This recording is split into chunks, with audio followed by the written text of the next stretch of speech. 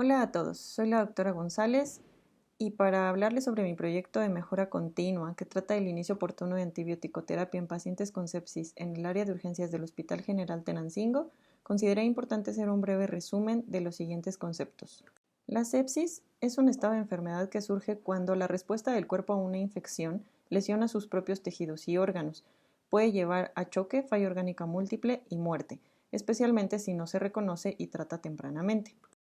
Es importante conocer la crisis de salud global que involucra hablar de sepsis, ya que de 47 a 50 millones de personas al año desarrollan esta condición y por lo menos 11 millones fallecen. Esto quiere decir que hay una muerte cada 2.8 segundos a causa de sepsis. Incluso se ha registrado que una de cada 5 muertes en el mundo son a consecuencia de esta condición. Lo más triste es que sus sobrevivientes pueden afrontar consecuencias de por vida. En el siguiente diagrama se identifican las causas más comunes de sepsis. En negritas, las tres principales: infección del tracto urinario, neumonía e infecciones abdominales, como podrían ser apendicitis, diarreas infecciosas o infecciones del tracto biliar. Enseguida se encuentran las menos comunes pero no menos importantes, como meningitis, infección de piel y tejidos blandos, infección relacionada a catéter que va muy de la mano con infecciones del torrente sanguíneo, infecciones de origen desconocido y virus tales como SARS-CoV-2. Todos nuestros pacientes pueden llegar a desarrollar sepsis, pero hay que identificar a las personas que tienen un riesgo mucho mayor, como lo son personas con enfermedades crónicas, personas sin vaso que se sometieron a una cirugía por alguna enfermedad que lo ameritaba o bien algún traumatismo, personas con un sistema inmunológico debilitado como VIH, diabetes, enfermedad renal crónica, niños menores de 1 año y adultos mayores de 60. Y es que es en estos pacientes en los que debemos poner una especial atención de los signos y síntomas con los que acuden al servicio de urgencias, porque se van a enfrentar a un proceso continuo que puede ir desde el síndrome de respuesta inflamatoria sistémica hasta el choque séptico, si hablamos de sepsis. Pero es bien importante entender que el síndrome de respuesta inflamatoria sistémica se puede presentar en otro tipo de entidades que no sean precisamente infecciosas.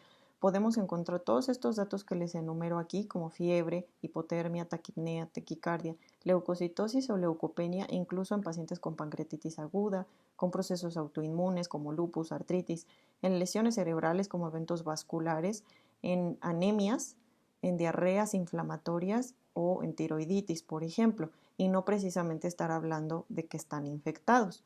Sin embargo, ya si identificamos dos o más de estos datos, más un proceso infeccioso o se sospecha de un proceso infeccioso porque es un paciente que cumple las características para tener un foco de infección, pues entonces ya estamos hablando de sepsis. Y si es un paciente que además de esto presenta disfunción orgánica, ya nos estamos enfrentando a un choque séptico. Como todo en medicina, este es un tema que se va actualizando con el pasar de los años.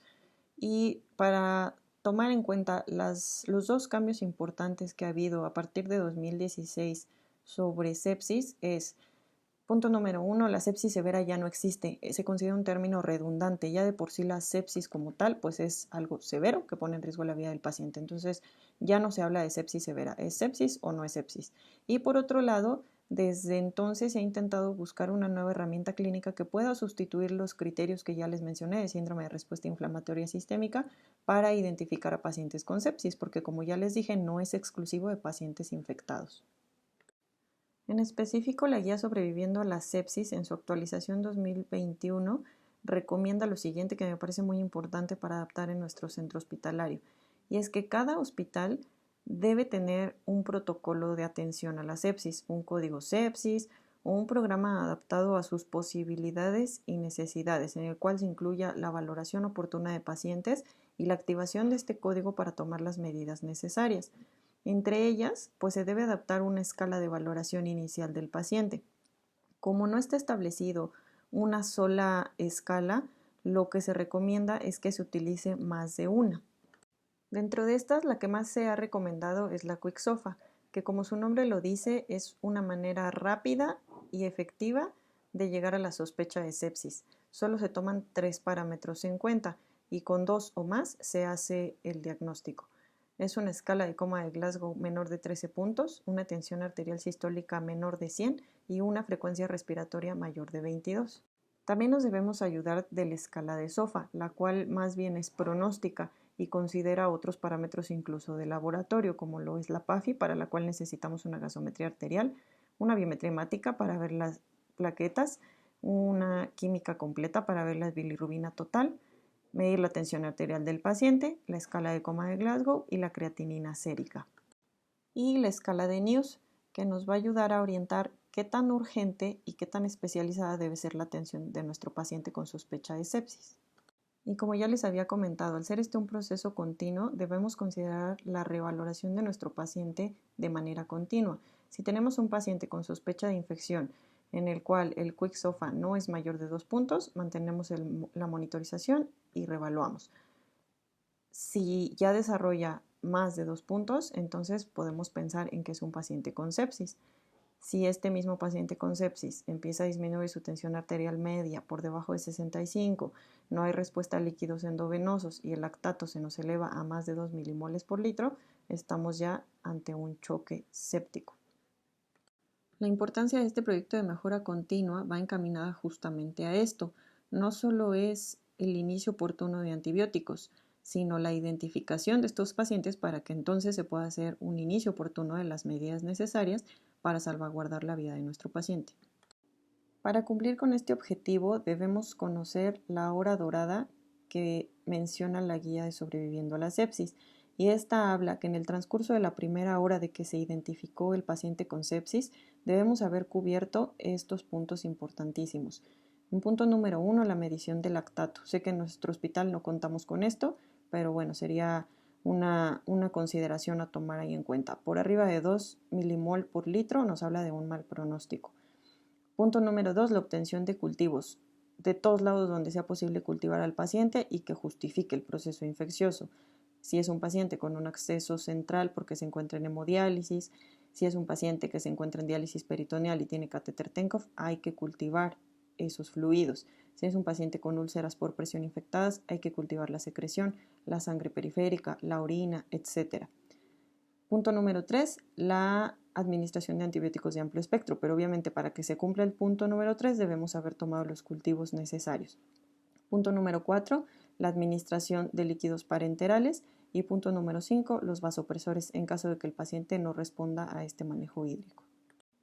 En la actualización de la guía sobreviviendo a la sepsis 2021 se hace hincapié justamente en esta cuestión del uso de antibióticos y nos divide a los pacientes del siguiente modo: pacientes en los que se sospecha sepsis o que la sepsis es probable, y pacientes en los que es posible pero no se tiene todavía un diagnóstico certero.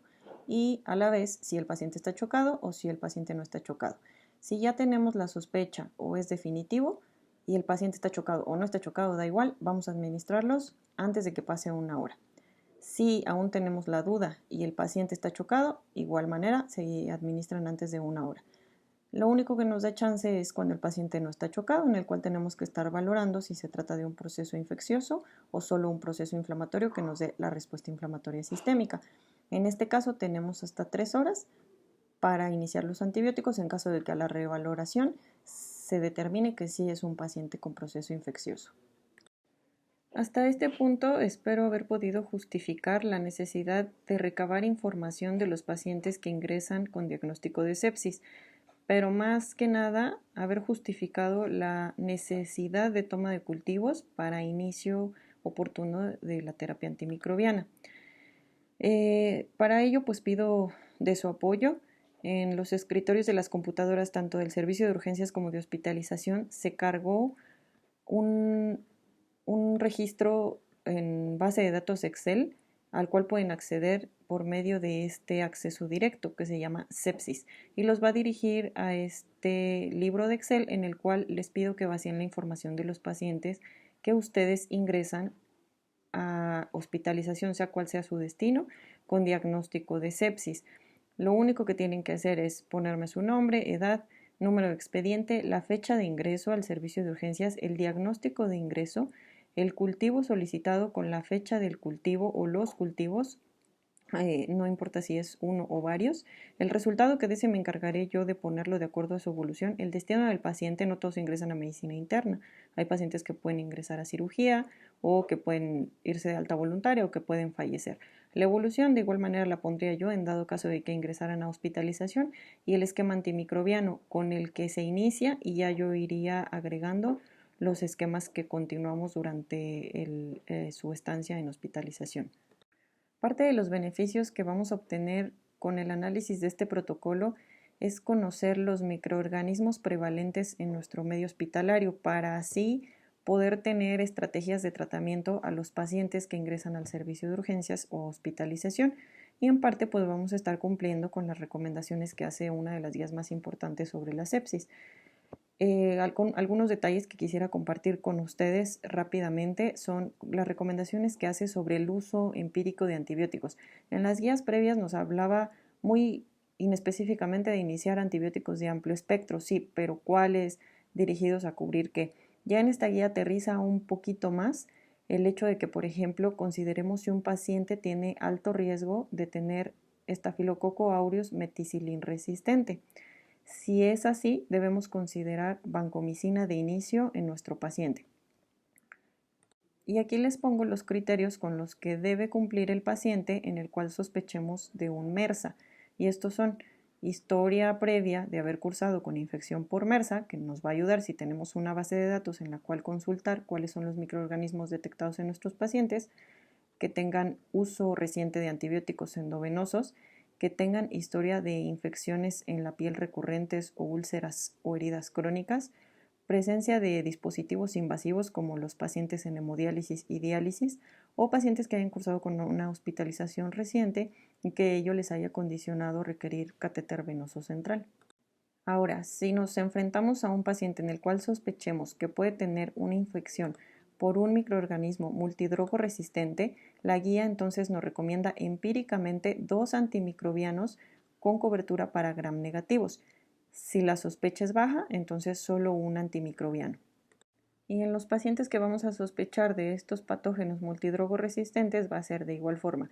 Aquellos que ya tengan una historia de haber cursado con este tipo de infección, que también los vamos a buscar en nuestra base de datos, que tengan hospitalizaciones recientes y que hayan cursado con infecciones asociadas a la hospitalización y que hayan usado antibióticos de amplio espectro en sus 90 días previos al nuevo ingreso, o aquellos pacientes que tengan dispositivos de descontaminación digestiva como los PENROS, drenajes, derivaciones, etc. Otras consideraciones como el uso empírico de antifúngicos, en realidad eso ya lo consideraríamos en hospitalización. De entrada es sumamente raro que se considere a un paciente para iniciarle antifúngico desde urgencias, pero si es un paciente que se le sospecha porque igual ya tiene historia de candidemia o que por Candida score es un paciente que lo amerita, como los pacientes que tenemos en cuidados paliativos y que a lo mejor se van invadidos con nutriciones parenterales o nutriciones enterales, pues bueno, sería una consideración a tomar en cuenta. Si no, eso ya lo haremos durante la hospitalización. Y los antivirales, pues en realidad no hay nada claro, está muy controvertido, sobre todo los más estudiados y los que más utilizamos pudieran ser los inhibidores de la neuroaminidasa, que son los que utilizamos antes de las 48 horas, como lo es el oseltamivir en caso de influenza, y pues para COVID-19 en realidad aún no tenemos nada claro.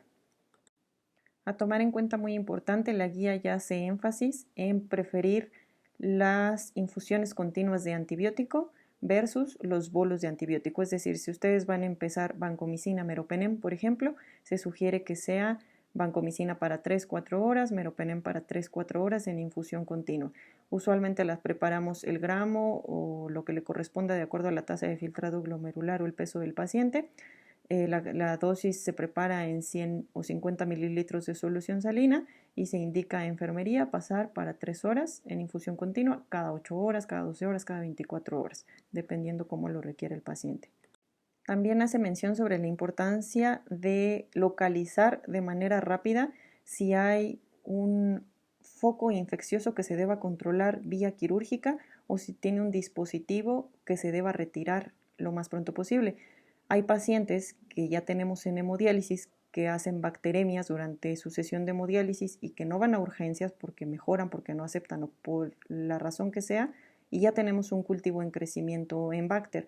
Nos reportan que ya tiene un microorganismo identificado llegan al servicio de urgencias y en ese momento lo adecuado sería retirarles el dispositivo o pasarlo a una sesión de rescate y regresando al paciente retirar el dispositivo para evitar que siga el causante del proceso infeccioso ahí justamente causando este daño. Si podemos retirarlo, adelante. Es una de las terapias que sugiere la guía. No lo sugiere inmediatamente, claro está, pero sí dentro de las 6 primeras horas.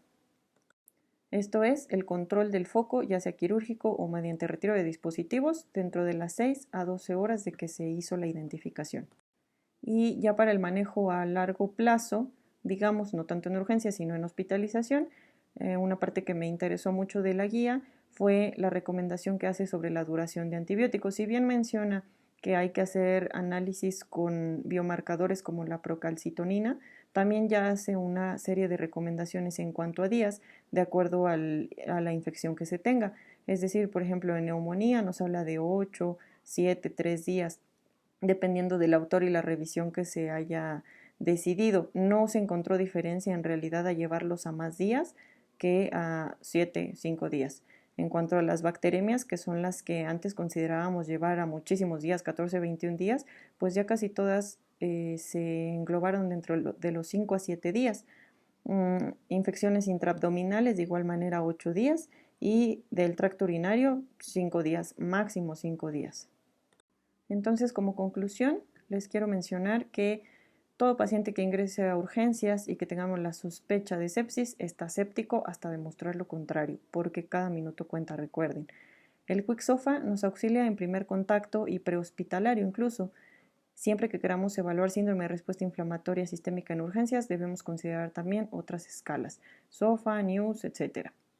Debemos considerar siempre los bundles, que son estos objetivos que ya revisamos y obviamente entre ellos los más importantes y los que nos competen para este proyecto de mejora, la toma de cultivos y el inicio de antibiótico antes de las 6 horas. Si se puede antes de la hora, mucho mejor. No retardar diagnóstico y tratamiento. Antibiótico de amplio espectro hasta contar con cultivos, es decir, empezar con todo y ya después desescalar, y pues que estamos obligados a conocer las guías y las actualizaciones. Somos personal de salud y no podemos quedarnos atrás en este tipo de manejos. Depende de nosotros la vida de nuestros pacientes y podemos cambiar el pronóstico de ellos con solo conocer este tipo de detalles. Les agradezco y estoy atenta a sus comentarios y si puedo ayudarles a resolver dudas, con todo gusto.